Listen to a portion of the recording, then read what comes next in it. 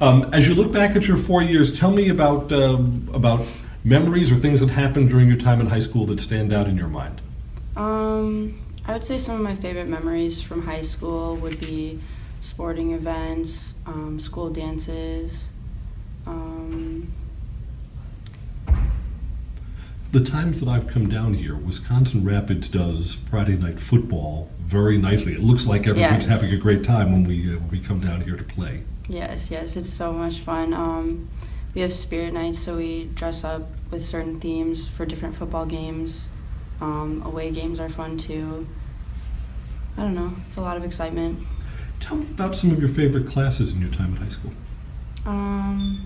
Well, I really like math. I'm kind of a math geek, so I'm in calculus right now. It's really hard, but it's probably my favorite class because it pushes me, and I plan on going into math, so I feel like it's really helpful for my future. Also, I like psychology. I think it's really interesting to learn about the brain and how we think and things like that. What are some of the classes that you had to work the hardest in? I mean, if math comes easy to you, are there other classes that might have been a little outside of your comfort zone where you had to put in extra work to get the grade that you wanted? My college English class, just because I don't really like English all that much, but I'm a decent writer, but it does take a little bit more time and effort for me to sit down and think about writing as opposed to doing math. Do you leave high school with a lot of AP credit? Rapids has a pretty big AP program. Yeah, I do. I actually moved here last year, so I came from Nakusa, and there wasn't as strong of an AP program there, but between last year and this year, I will have taken 4 AP classes, so that'll be helpful. So later on in college, you'll get to take classes at the end of your college career just because you're interested in them, because you'll show up with extra credit. So that's Yeah. nice. Yeah. I've interviewed some valedictorians from much smaller schools, and you're an interesting student because you've moved from a smaller school to a bigger school. Yeah. And in the smaller schools, people talk about, I know all the people, I've known them since grade school, I've been with them forever, they'll stay here, I'll stay here. And then in a bigger school, you get more choices for coursework. Mm-hmm. But it seems like for some students, the adjustment to just having so many people that you don't know as well is different. Which is a better environment? Because you've been in both. Yeah, I have been in both. It was kind of weird adjusting to this larger school environment coming from a smaller school because, like you said, you do know everyone there.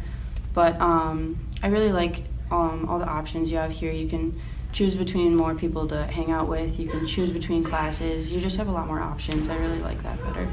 You said you're going to continue studying math. What do you know a major, and do you know where you're going after graduation? Right now I'm planning on majoring in actuarial science.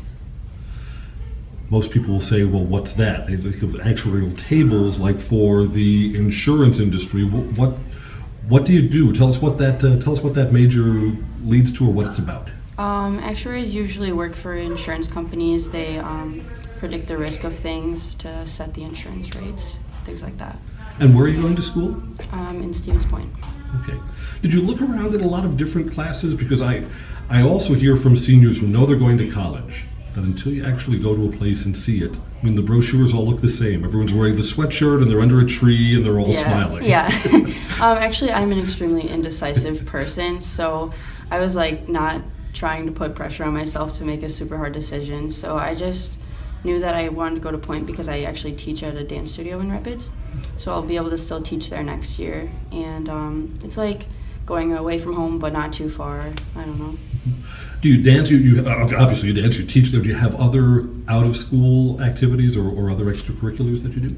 Not really. I mean, I spend at least 4 nights of my week at the dance studio from about 4 to 9, all of those nights. Because to be good at it, it takes that level of dedication. It does, yes. Sure.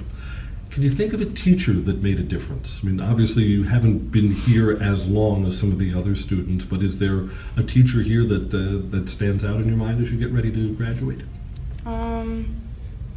I would say one of my English teachers, my speech teacher, Miss Tritz. She's taught me a lot about public speaking, but also more about positivity, because she comes to class every day with this positive attitude, and she's just always ready to have fun. And she was one of my first teachers here, and it was kind of a welcoming feeling to have a teacher that was so upbeat all the time. I usually end these interviews by asking someone what advice they would give for incoming freshmen. Because your time here is a little bit different, What advice would you give to someone who changes schools in the middle of high school? Because that can be tricky for a lot of students. Yeah, I would say don't be afraid to get involved in the extracurriculars, because I was kind of scared of that. I was like, I'm sure these people have been in student council their whole lives. They probably all know each other, so I was a little scared to get into that, but I really wish I would have. Congratulations on your achievements and your graduation. Thank you.